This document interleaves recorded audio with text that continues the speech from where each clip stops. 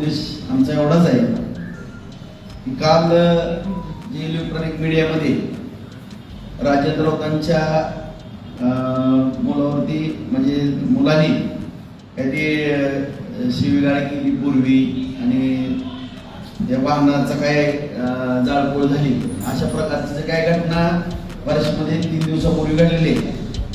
त्याला कारण नसताना माझ्या मुलाचा किंवा माझ्या परिवाराचा त्या ठिकाणी संबंध जोडण्याचा प्रयत्न केला. अत्यंत दुर्दैवी आज या ठिकाणी सुरुवातीलाच मी खुलासा करू इच्छितो की असा कुठलाही प्रकार तुमच्या कुठल्याही कुटुंबातल्या घटकाकडनं होणार नाही. आमचं कुठल्याही कुटुंबातला कुठला प्रतिनिधी मुलाच्या बाबतीमध्ये अशी घटना घडणार नाही. जो गेल्या 1 महिन्यापूर्वी प्रकार घडला होता त्याच्या बाबतीमध्ये रणवीर राऊतनी खुलासा केलेला आहे की जी घटना किंवा शिवीगाळी कशामुळे झाली ती काही सर्वांना या ठिकाणी खुलासा केला आहे. तरी देखील आज त्याचा संदर्भ काल जोडला गेला म्हणून खुलासा करणं आज गरजेचं वाटतं म्हणून खुलासा करतो. जो प्रकार त्यावेळेस घडलेला होता एका मुलीच्या छान प्रकाराच्या बाबतीमध्ये ज्या भावाला काही दादागिरी होत होती त्यामुळं रणवीर लँडवरती जात होता आणि रस्त्याला त्या ठिकाणी कुटुंबी लागलेली त्याला दिसली. तो खाली उतरला आणि सोडवण्याची विनंती करत असताना तो मुलगा अरे तुझी भाषा जास्त बोलत होता आणि त्या मुलीच्या भावाच्या अंगावरती धावून जातो म्हणून त्या ठिकाणी तो प्रकार घडलेला होता. आणि 3 दिवसापूर्वी जी काही डॉक्टरमुळे या ठिकाणी 2 वाहनं झाली अशा काही अशाचे मजकूर किंवा बातम्या समोर आल्या आणि त्याचा लगेचच संदर्भ राजेंद्र राऊत यांच्या मुलांनी त्यावेळेस शिव्या दिल्या आणि या जाळपोळीमध्ये त्यांचा खाता अशा पद्धतीचे आरोग्य या ठिकाणी करण्यात आले.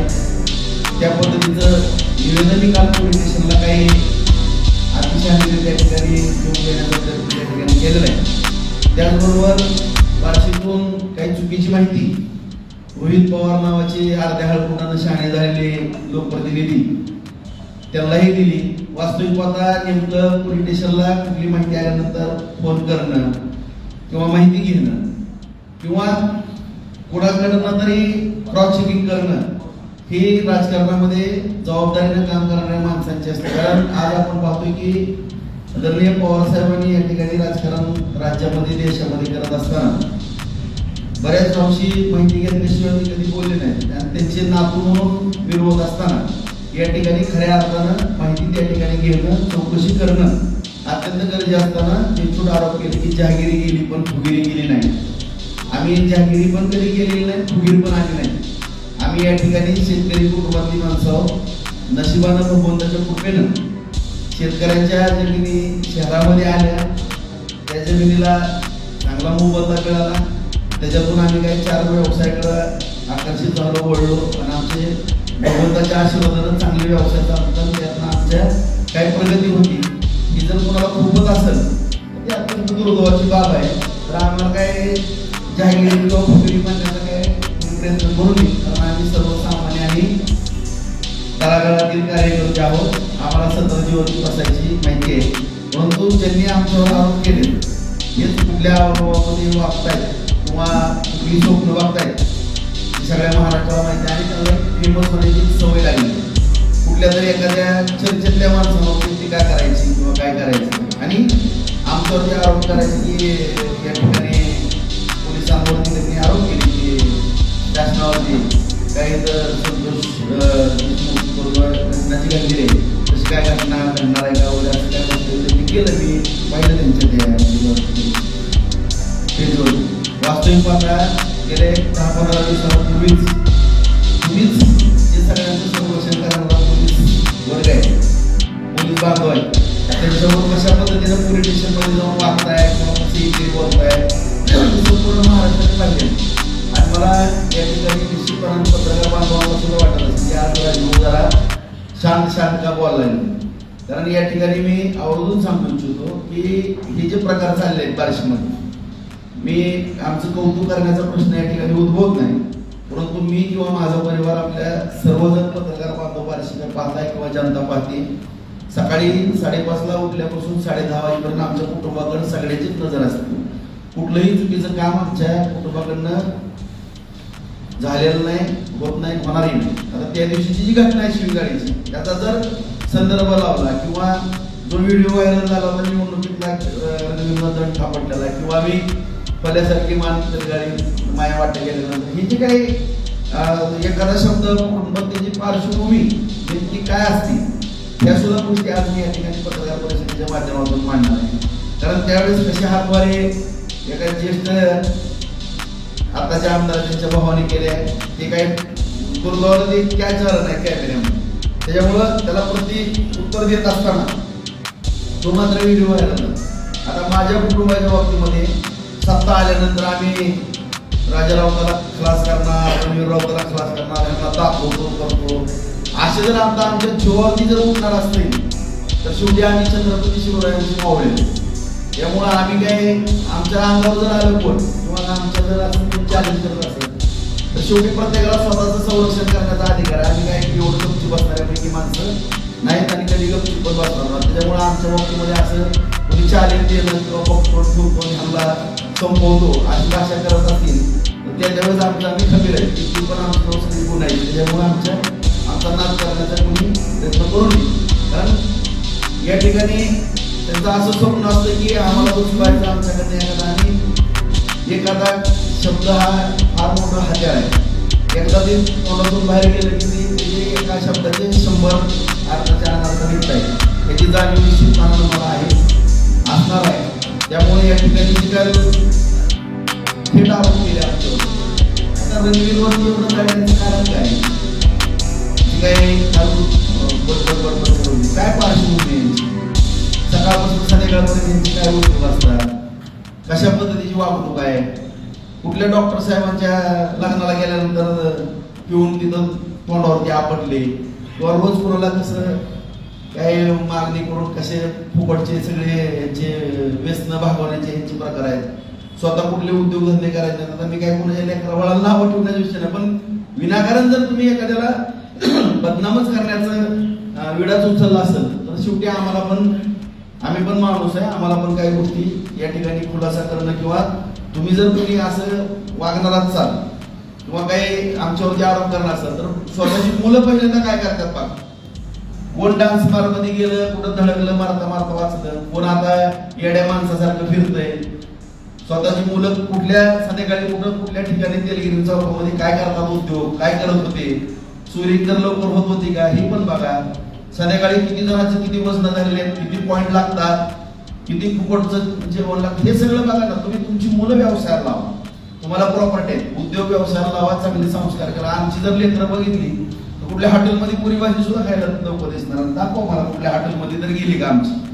म्हणून तू विनाकारण एखाद्याच्या मुलांना बदनाम करण्याचं षडयंत्र या ठिकाणी रचू नये असं मी या ठिकाणी आपल्या सगळ्यांच्या आणि कृपया माझी या तालुक्यातली किंवा संपूर्ण आमच्या परिवारावरती प्रेम करणारे किंवा जी सगळी मंडळी आहेत त्याला नम्रपणे माझ्या हातून विनंती आहे की कधीही कुठल्या चुकीच्या ठिकाणी माझ्या घरातले सदस्य किंवा माझ्यावर काम करणारे कार्यकर्ते जाणार नाही, त्याची दक्षता मी निश्चितपणानं सातत्याने घेत असतो, घेत राहणार आहे.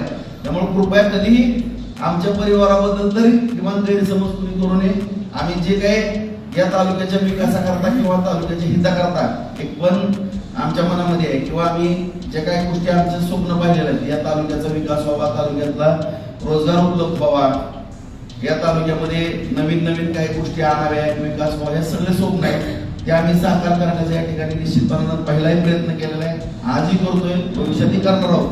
त्यामुळं कधी कृपया आता नाना असेल राजकारणामध्ये किंवा रणवीर असतो फ्रंटला, बाकी काय अभिजित, रणजित, हे सगळे आमचे बापू बाच हे सगळे संजू हा व्यवसायातच पूर्णपणे आहे, इकडे काय बाहेर नाही. परंतु नानाला किंवा आता नानाला काय जरा थोडं हे झालं पण रणवीरला जास्त करून टार्गेट करण्याचा या ठिकाणी प्रयत्न केला जातो. कारण तो तरुण आहे, ऍक्टिव्ह आहे, सातत्यानं सगळ्या तरुणामध्ये किंवा प्रत्येक ह्याच्यामध्ये आता काम करण्याची पद्धत तर सगळ्या पत्रकारांनी पण पाहिलेली आहे किंवा जनतेने पाहिलेली आहे. त्यामुळे या ठिकाणी किती जरी तुम्ही बदनाम करण्याचा रणवीरला किंवा आम्हाला प्रयत्न केला तरी तो यशस्वी आम्ही होऊन देणार नाही. आम्ही आपल्या सावध पवित्र्यामध्ये पण निश्चितपणाने एवढं मी सांगतो, ज्या गाड्या जाळल्या गेलेल्या त्या गाड्या कशा पद्धतीने जाळल्या गेल्या ह्याचा आम्ही पण शोध घेतो.